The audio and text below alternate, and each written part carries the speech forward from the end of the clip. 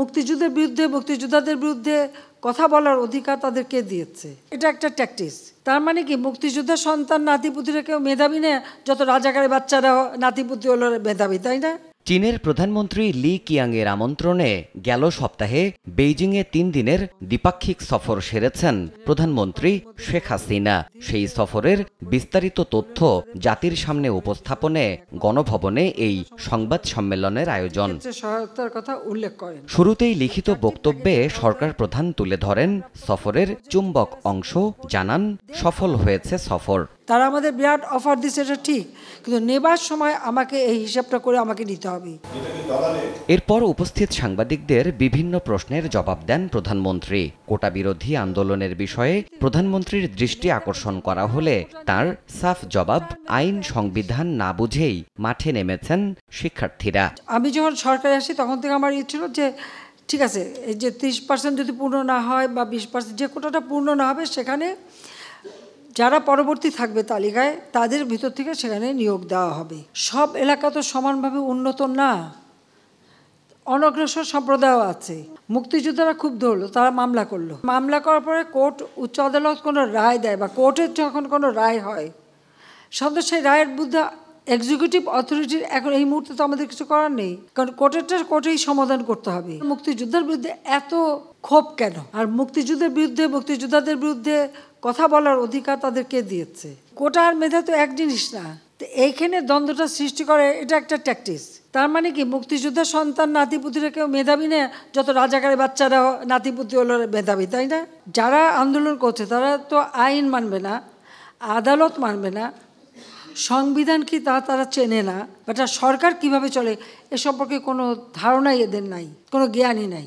যতক্ষণ পর্যন্ত আদালত থেকে সমাধান না আসবে ততক্ষণ আমাদের এখানে কোনো কিছু করার থাকে না। এটা বাস্তবতা, এই বাস্তবতা তাদের মানতে হবে। আর যদি না মানে কিছু করার নাই, আর রাজপথে আন্দোলন করতেই থাকবে, তবে কোনো ধ্বংসাত্মক কাজ করতে পারবে না। যতক্ষণ তারা শান্তিপূর্ণভাবে করে যাচ্ছে কেউ কিছু বলছে না। কিন্তু এর বাইরে যখন কিছু করবে, পুলিশের গায়ে হাত দেওয়া বা পুলিশের গাড়ি ভাঙা বা এভাবে আক্রমণ, এগুলি যদি করতে যায় তাহলে তখন তো আইন তার আপন গতিতে চলবে। এখানে আমাদের কোনো কিছু করার নেই।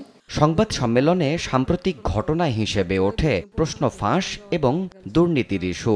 সরকার প্রধান বলেন, দুর্নীতি করলে আপন পর দেখে নয়, সরকার আইন মাফিক ব্যবস্থা নেবে নির্দ্বিধায়। অনেক সময় এগুলি ধরতে গেলে অনেকে বলবে এটা প্রচার হলে ভালো হবে না, ইমেজ নষ্ট হবে, অমুক হবে। আমি তাতে বিশ্বাস করি না।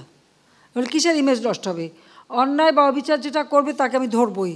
আমি কঠোর হয়েছি বলেই কিন্তু ধরা পড়ছে, এটা মাথায় রাখতে হবে। এর আগে কখনো কেউ ওইভাবে দুর্নীতির বিরুদ্ধে অভিযান করেনি। এখন আমরা এর বিরুদ্ধে ব্যবস্থা নিচ্ছি, আর যে ব্যবস্থা অব্যাহত থাকবেই, এখানে তো আর কোনো দ্বিধা নেই। হাত যখন দিয়েছি আমি ছাড়বো না, যেখানেই হোক যেই হোক, আমাকে বদমাশে আমি কেয়ার করি না।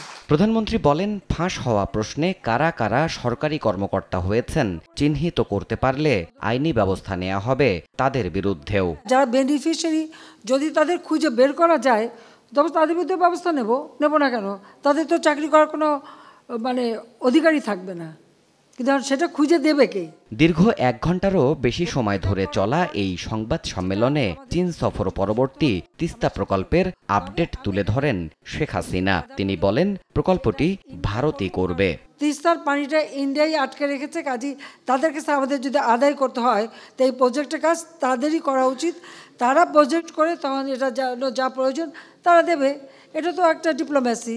আমেরিকার প্রেসিডেন্ট নির্বাচনের প্রচারে ডোনাল্ড ট্রাম্পের ওপর গুলিবর্ষণের ঘটনায় দুঃখ প্রকাশ করেন প্রধানমন্ত্রী শেখ হাসিনা। এই ঘটনাটা সত্যি খুব দুঃখজনক যে একমাত্র প্রেসিডেন্সিয়াল ক্যান্ডিডেট তাকে এভাবে হামলা করা করা, তারা এটা নিয়ন্ত্রণ করতে পারছে না। দেবাশিস রায়, সময় সংবাদ, ঢাকা।